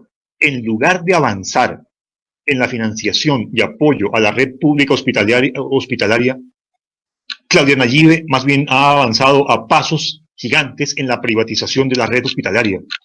¿En qué me baso? Unos daticos. Ha otorgado recursos públicos a los prestadores privados de salud, lo que equivale a decir que está desfinanciando el sistema o sector público. Dejó de lado la compra de camas, dejó de lado la ejecución de programas de salud preventiva. Los hospitales públicos que están por cerrarse o están por privatizarse seguirán en el camino de la privatización, como el San Juan de Dios, el Hospital de Usme, el Hospital de Bosa. Y la cereza en el postre, Prado, usted lo vio, 5.000 millones de pesos para poner camas por 3 meses en Corferias. ¿Dónde me la deja? O sea, ¿por qué no cogió esos 5.000 millones para aumentar y mejorar la capacidad instalada permanente de los hospitales públicos? 5.000 millones para un hospital para no atender COVID por 3 meses. Perdónenme. Y también hizo la duquística. 6.000 millones de pesos en publicidad sobre coronavirus. ¿Tenía ese dato, Prado? 6.000 millones, repito, en publicidad para el coronavirus. Que ellos le llaman en la directiva del distrito información pedagógica. ¿Por qué no usó esos 6.000 millones para enviar mercados a las familias del CISBEN? Pues, para concluir esta primera parte, profesor Prado, esta mezcla de torpeza e ideología neoliberal se traduce en al menos 2 cosas. En primer lugar, desvía recursos para la salud hacia el sector privado. Y ustedes saben que el sector privado no le interesa salvar vidas, sino generar utilidades. Y en segundo lugar, pues sencillamente debilita aún más la red pública hospitalaria. Es como si estuviera gobernando Peñalosa, ¿no? En este punto. Profesor Prado. Bueno. Y eso que me falta hablar de más cosas de oportunismo, ¿no? Bueno, hay que vamos mirando. Digamos que lo que encontramos con lo que ha sucedido con la forma de abordar la crisis tanto a nivel nacional como a nivel distrital, ¿sí? También uniendo estos dos ámbitos de la mano, es que en gran parte, digamos, hay una confusión tanto en el nivel nacional y distrital, para no hablar específicamente como tal o hablar inicialmente de nombres, pero sí efectivamente hay una confusión y hay claros problemas de comunicación política, ¿sí? O sea, lo que ha demostrado la crisis es que efectivamente, primero, las buenas o por muy buenas intenciones que tengan los mandatarios nacionales y locales, si no hay una verdadera planeación, hablando de política pública, si no hay una verdadera planeación del impacto de las propuestas, ¿sí? A las soluciones y más a una coyuntura, pues efectivamente es muy difícil que sea aceptada por el público. Dos, efectivamente esa combinación entre comunicación política y comunicación en momento de crisis, ¿sí? Porque es que ambas cosas también se juntan en el sentido, si hablamos ya específicamente de la actual alcaldía de Bogotá, de la alcaldesa, es que efectivamente ella tiene una concepción muy personal. Y eso ya es algo que uno lo ha visto en la vida pública de la alcaldesa Claudia López, ¿sí? Es que efectivamente ella parte de una idea de su imagen, ella arranca de su imagen pública y todo lo hace encaminado o bajo el refuerzo de su imagen pública, ¿sí? Es más, es muy particular, ¿sí? Que si usted mira las encuestas recientes de opinión, ¿sí? Claudia López o la percepción ciudadana, ¿sí? Determinada por las encuestas de opinión frente a la actuación de Claudia López, ¿sí? Es una de las más altas. La única que le gana es la del alcalde de Medellín. Entonces, ahí es donde también entra a jugar el tema del imaginario, la imagen que tiene la gente, la alcalde, en este caso de Claudia López como alcaldesa. Y es una imagen sólida. Y es una imagen tan sólida que efectivamente, aunque, bueno, Rafael habla de mito. Yo hago referencias a que desde el punto de vista de la comunicación, del ámbito de la comunicación política, ella sabe manejar muy bien esa imagen mediática que se ha ganado en el público. Es más, recordemos el caso cuando sale una foto de ella, ¿sí? Con su pareja, con su esposa, haciendo mercado cuando ella misma había dicho que prohibía o que más de una persona de una misma familia fuera a hacer mercado, ¿sí? ¿Qué pasó? ¿Sale? ¿Ah? ¿Le va a aplaudir eso? No, lo que estoy diciendo es que mire que sale la imagen, ¿sí? Sale efectivamente, se publica la imagen, y un amplio sector de la gente, sobre todo por redes sociales, porque ahí es donde también viene ese juego de la comunicación en redes sociales, ¿sí? Mucha gente terminó apoyando y diciendo que esa foto simplemente era una provocación de la oposición, sí, claro. No es lo mismo que de pronto si en la misma imagen hubiera estado, digamos, algún miembro político de un partido que no sea de gobierno de la alcaldesa. ¿Quién sabe qué hubiera pasado? Si hubiera sucedido un efecto contrario. Pero entonces, mirando desde el punto de vista de la comunicación, lo que pasa es que para mí la alcaldesa juega mucho y por el momento, y ya más adelante digo mi opinión frente a eso, porque por el momento ha sabido jugar con esa imagen ganada. Además, también hay otra cosa. Si uno mira a nivel de redes sociales, ¿sí? Que es donde más se está discutiendo, entre comillas, esta situación de la imagen, también frente a la imagen que tiene el gobierno nacional, ¿sí? Porque si miramos en ese ámbito de la opinión pública, ¿sí? Pues el gobierno nacional es un gobierno que tiene muy poca imagen a favor, ¿sí? Frente a una alcaldesa que viene con una ola grandísima, pues obviamente a nivel de redes sociales la imagen es que quien verdaderamente ha tomado las mejores decisiones frente al impacto de la pandemia es la alcaldesa de Bogotá y no el gobierno nacional. Lo que crea entonces también en la imagen pública esa difusión o esa imagen difusa frente a las decisiones o frente a la descentralización, que era lo que nos decía nuestro invitado, el profesor, el doctor Omar Orestegui de Bogotá, ¿cómo vamos? Y es que a la hora de la verdad esa imagen de difusión entre si lo hace mejor el gobierno distrital o el gobierno nacional tampoco es tan cierta, porque también entra a jugar la función misma dada por el marco jurídico, ¿sí? Pero si hablamos desde el punto de vista de Claudia López, pues efectivamente eso, ¿sí? Que sabe manejar muy bien su imagen, ha sabido por el momento tener ese efecto, un efecto teflón, ¿sí?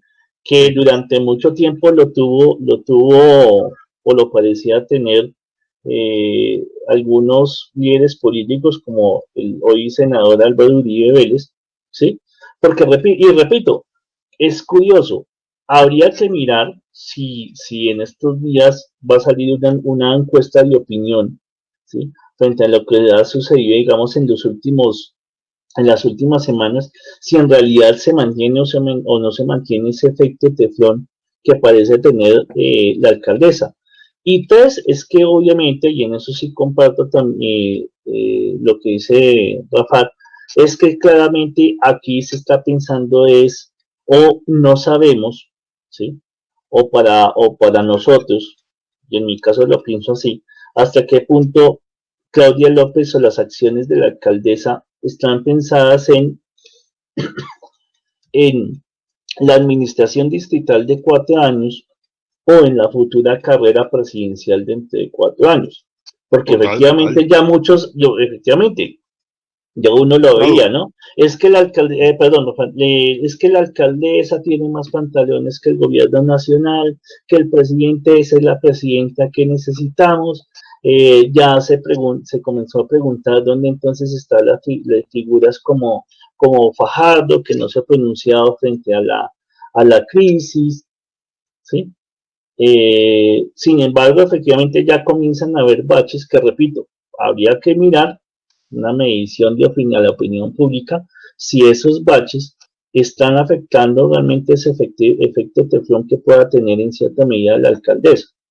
Sí, perdón, yo sí lo creo. Mira, Camilo Hernández dice, pero profesor Rafat, si en verdad fuera tan caótico el gobierno de Claudia López, ¿no se vería reflejado en las encuestas? Con un 89% de aceptabilidad. Pues yo lo que creo, siguiendo lo que decía el profesor Prado, Camilo, es que ella venía con un ahorro de popularidad antes de la crisis. Y muy posiblemente el primer mes, los primeros 15 días de la cuarentena, donde ella se mostró ante los medios como la que tenía los pantalones, así como decía el profesor Prado, eso también hizo que aumentara o se reforzara o se mantuviera el ahorro que tenía de popularidad. Pero créanme, los medios han vendido una imagen distinta en el terreno. Son los que vayan a Kennedy, vayan a Bosa, a Usme, a Suba. Como dice Camilo, yo uso la palabra caótico, es un caos. ¿Dónde están las ayudas? Esa señora se jacta mandando a la gente a la casa a guardar cuarentena, ella teniendo un sueldo estable. Ojo con eso. Y Diana, entonces yo lo que creo, Camilo, es que o sea, una encuesta objetiva tendría que sacar un índice de percepción de favorabilidad de la señora López muy bajo una vez que se supere esta cuarentena. Yo espero que sea una encuesta objetiva.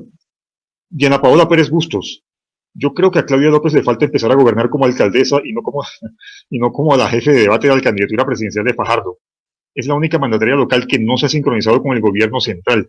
Parece una rueda suelta. Pues Diana Paola, tú lo dijiste muy bien. Estoy completamente de acuerdo. totalmente de acuerdo. Uno mira al alcalde de Medellín y el de Barranquilla y es una coordinación bastante armónica.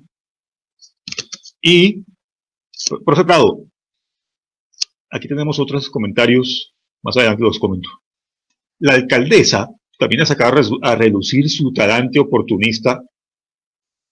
Por ejemplo, ¿se acuerdan que ella culpó de todo al gobierno nacional al principio porque el gobierno nacional dejó entrar el virus por el aeropuerto? Eso también es falso. Yo lo estuve investigando y me encontré con la ley 715 de 2002. La ley 715 de 2002 es la que dicta normas orgánicas en materia de recursos y competencias para organizar la prestación de los servicios de educación y salud. Y voy a leer el artículo, aquí lo tengo en mis apuntes. Artículo 43, numeral 3.8. Departamentos. Ejecutar las acciones de inspección, vigilancia y control de los factores de riesgo del ambiente que afectan la salud humana y de control de vectores y zoonosis. El coronavirus es una enfermedad, una zoonosis, o sea, una enfermedad proveniente del animal, un animal vertebrado como el murciélago. Bueno, eso es para departamentos, ustedes me dirán. Pero miren lo que dice la ley 715 para distritos y municipios, artículo 44, numeral 3.3. Los distritos y municipios deberán ejercer las siguientes competencias de inspección, vigilancia y control de factores de riesgo que afecten la salud humana presentes en el ambiente, en coordinación con las autoridades ambientales. Y numeral 3.4. Formular y ejecutar las acciones de promoción, prevención, vigilancia y control de vectores y zoonosis. O sea, la ley 715 le otorga esa competencia a los alcaldes y gobernadores. Así que, Claudia Nayibe, no inventes, no seas oportunistas, no vendas cortinas de humo. La competencia del aeropuerto era tuya, Claudia Nayibe. Lo siento, no quieras. Ahora, aclaro, advierto, yo no estoy defendiendo al gobierno nacional, ni mucho menos, pero eso no es el tema de hoy. El representante de la Cámara, Eduard Rodríguez, denunció 2 contratos con sobrecostos en la alcaldía distrital. 2.050 millones de pesos de detrimento en un contrato de 9.200 millones para compra de kits y reactivos de pruebas del virus. Y el otro contrato es del Instituto Distrital de Gestión del Riesgo y Cambio Climático, un contrato de kits alimenticios de 2.892 pesos normal, que fueron adquiridos por 3.024 pesos. Sobrecostos. ¿Por qué el alcalde de Armenia lo suspendieron 3 meses por sobrecostos? ¿Van a investigar a Claudia Nayibe? ¿Dónde está la bandera anticorrupción de Claudia Nayibe? Comenzando por ese contrato dudoso del metro. ¿Ah?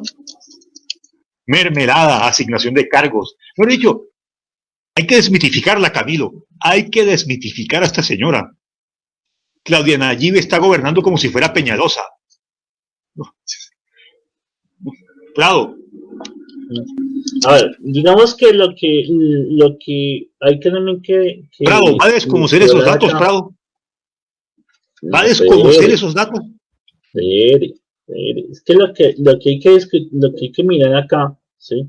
Es que de alguna forma lo que encontramos es que no había, digamos, una preparación inicial, y ahí es donde vendría un impacto negativo de la situación frente a la administración distrital, ¿sí? Y es porque efectivamente pienso yo que como la alcaldesa tenía un respaldo de imagen, una imagen sólida, intenté efectivamente implementar una contingencia inicial, ¿sí? De unas políticas de contingencia inicial frente al virus, partiendo de ese respaldo, ¿sí? Pero efectivamente con el tiempo se ha venido dando que efectivamente había situaciones dentro de la administración distrital que no se estaba proyectando o no se proyectaban de manera satisfactoria, ¿sí? El tema de los recursos, el tema de la movilidad, ¿sí? Y de movilidad no solo a nivel de transporte, sino a nivel de personas y obviamente la afectación económica o la situación económica en las diferentes localidades, porque también encontramos, y ese ha sido un impacto negativo de el COVID-19 en el ámbito distrital, y que obviamente habría que mirar dentro de este ámbito de la visión que haya tenido la alcaldesa, ¿sí? Frente a ese choque entre la, la salud y el tema de la economía, ¿no? Que eso es algo que también entra a discusión ahí, y es porque la alcaldesa parte o partía de una misiva que es lo más importante de todo, es la salud de las personas, ¿sí? Hay que mantener la salud de las personas, hay que buscar el beneficio en la salud de las personas, que efectivamente no aumente el número de casos porque vamos a tener problemas en la UCI, que eso es lo que está pasando en este momento y que todavía no sabemos si mañana o pasado mañana, y eso le decía un poco aquí mi familia entre chiste y chanza, que uno no sabe cómo se va a levantar la alcaldesa, porque no sabemos, porque cómo vamos, y perdón la expresión, qué pueda pasar el próximo lunes, ¿sí?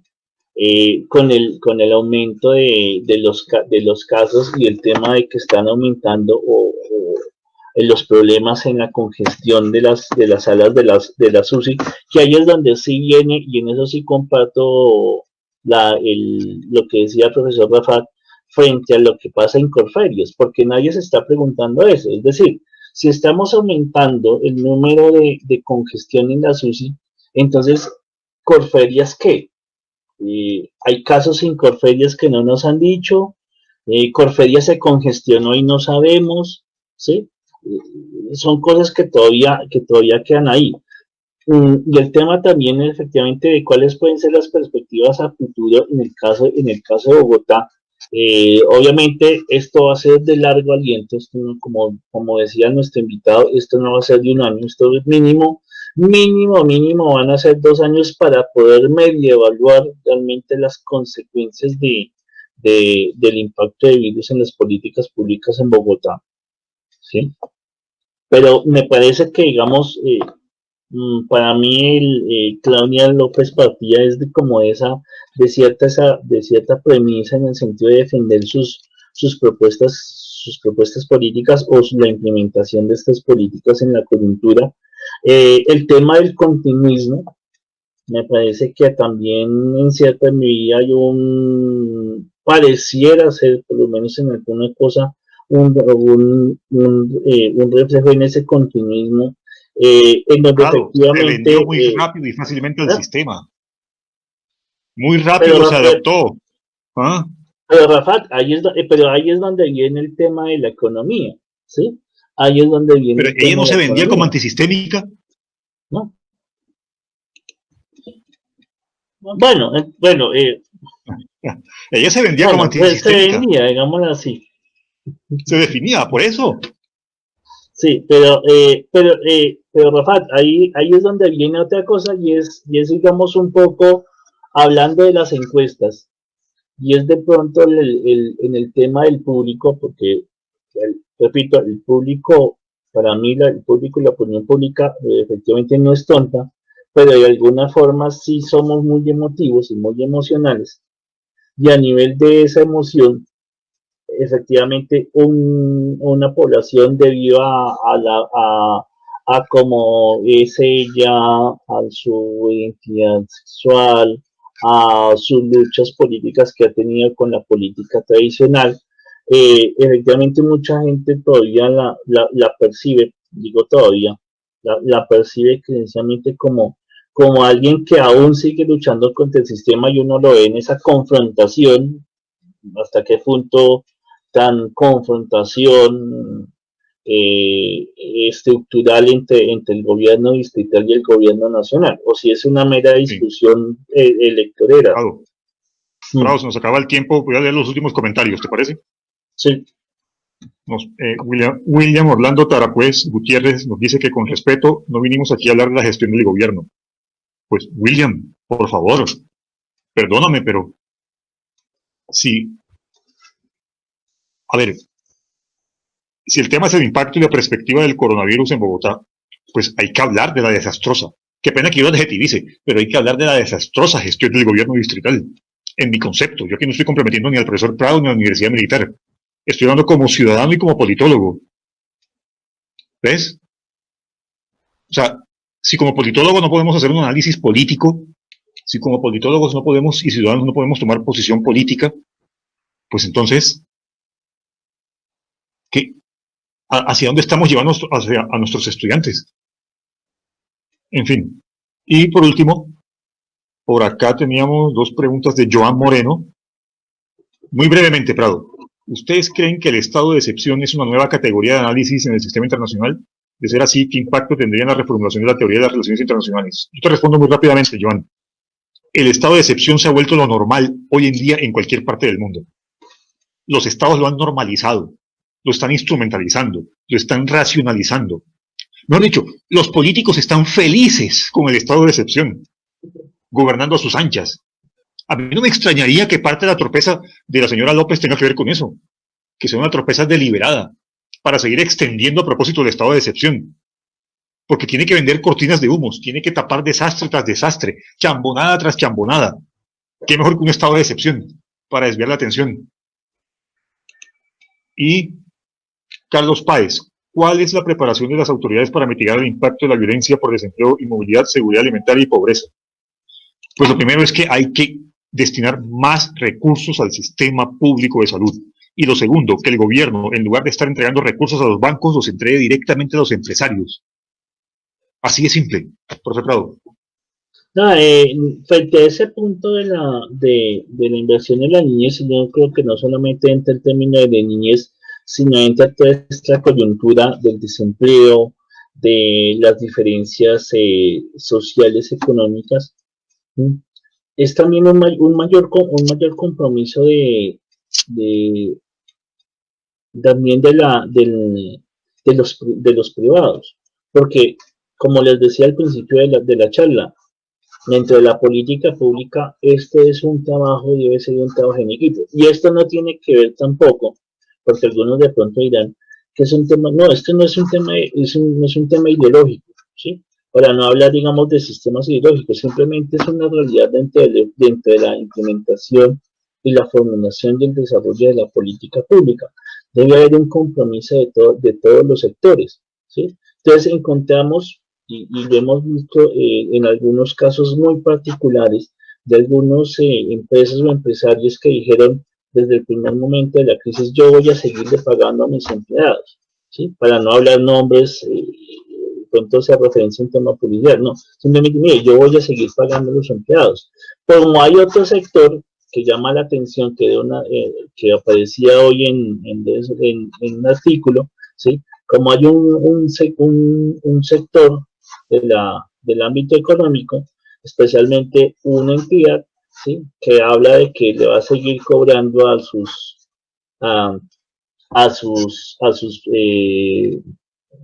las personas que hacen parte de ese círculo el pago de tarjeta de crédito.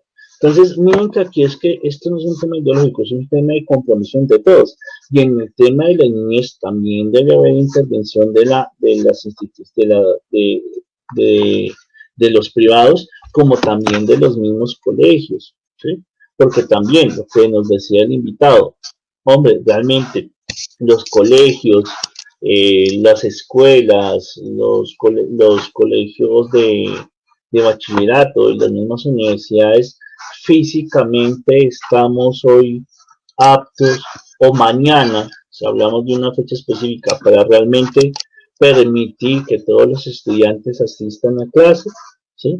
El tema también, que debe haber un compromiso también por parte de los padres en temas también de la protección de la niñez. Lo que nos decía el invitado, han aumentado los casos de violencia intrafamiliar, ¿sí?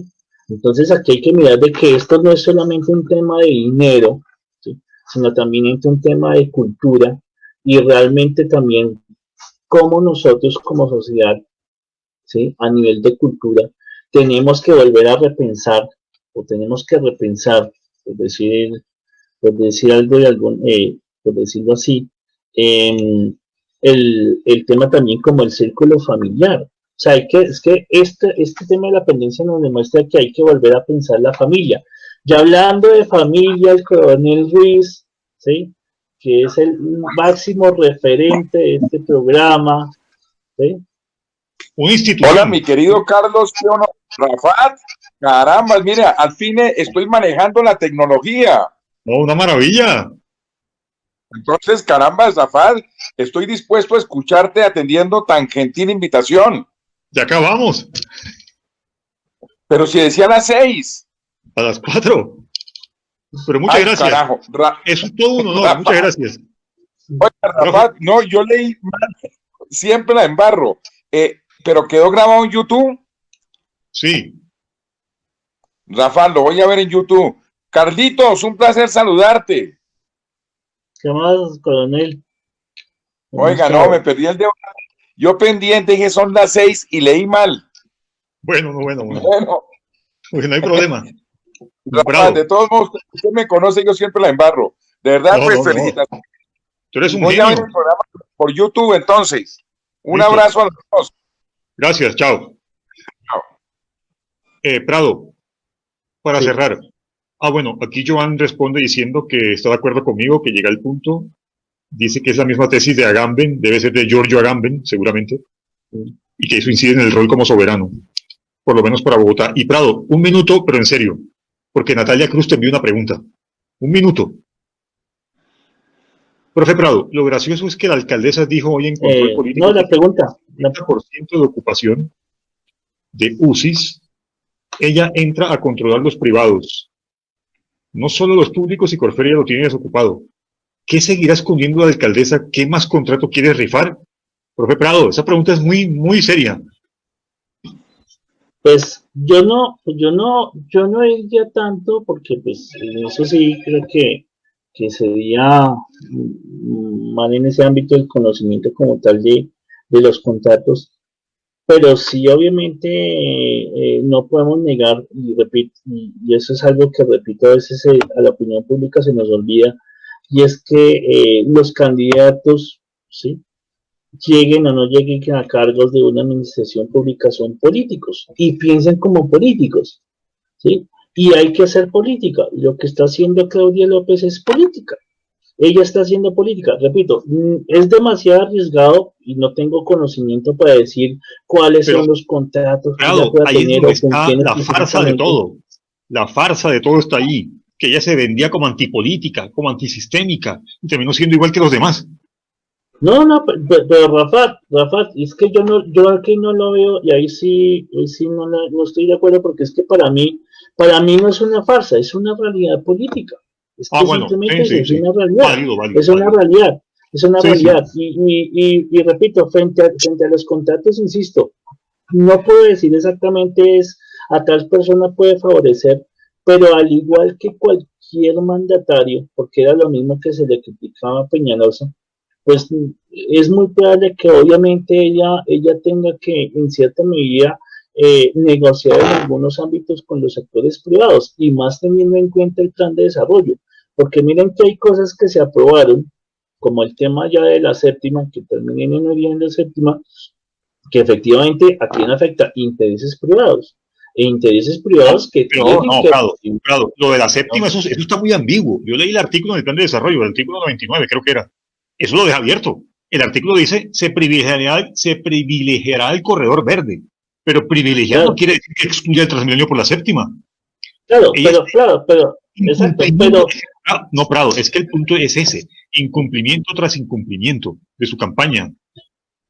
Sí, pero eso, digamos, afecta en cierta medida, claro que va a afectar intereses, y esos intereses pues tienen que ser reparados o buscar perdón la expresión, reparación por otro lado. Que aproveche su legitimidad, ella está allí siguiendo un mandato popular, ella fue elegida con un plan que no está cumpliendo.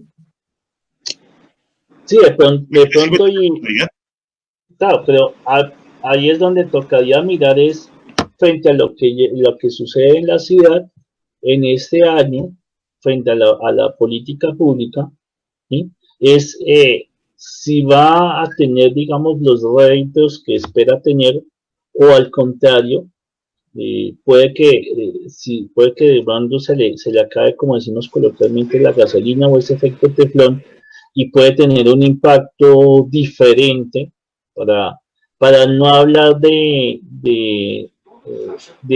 temas de temas específicos que de pronto digan es que queremos llamar a eso, no, simplemente es un análisis que puede también ocurrir, ¿sí? Y es que recuerden que Peñalosa en menos de un año de gobierno y ya le estaban diciendo o proponiendo una posible revocatoria, ¿sí? ¿Sí? Y no sabemos si puede llegar a pasar lo mismo acá. ¿Ah? Ya es hora de pensar en la posibilidad de revocatoria. No, bueno, pues yo no, repito, yo no estoy, porque de pronto dicen que es que no estamos convocando nada, simplemente es una posibilidad, si le va, como todo, si le va bien, la gente créanme que no va a dar ningún problema, si logra conectar esos intereses privados con lo público, pues me parece que va a tener una base de defensa, ¿sí? Pero si por el contrario, ¿sí? Que puede también ocurrir, que de pronto esos intereses privados ven que no hay un cierto apoyo a sus beneficios, pues de pronto puede ocurrir un efecto diferente. Además, y aquí señalo hablando del tema de lo político, que es una opinión personal, ¿sí? El hecho de que pues Claudia López, y en eso sí me parece una debilidad de jugada política, el hecho de que Claudia López, pues sí, queriendo, digamos, buscar la amistad con otros sectores, pues haya respaldado a la elección de Carlos Galán como presidente del Consejo, pero pues nosotros claramente estamos viendo que pues Carlos Galán también es un político. ¿Y qué está pasando? Pues que él tiene el respaldo de gran parte del Consejo de Bogotá y no sabemos hasta qué punto ese respaldo realmente esté dirigido, termine dirigido a favor de la alcaldesa. Muy bien, Prado, se acabó el tiempo. Cerramos. Claudia Nayibe, no más extensiones de cuarentena, entrega las ayudas. Claudia Nayibe, no más. Da la cara sobre costos. Bueno, profe Prado, muchas gracias. Esperamos vernos en otro conversatorio pronto. Sí, gracias, Rafael, y de nuevo gracias a nuestro invitado, gracias a la audiencia.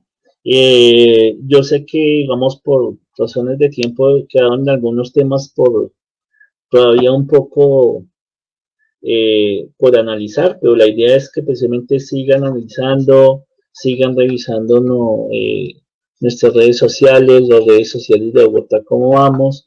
Y para los aspirantes o los que estén interesados en el programa, este es otro ejemplo de cómo son nuestros análisis, nuestras discusiones frente a temas nacionales y obviamente con el apoyo de los invitados de tan alta calidad como hoy el director de Bogotá, ¿cómo vamos?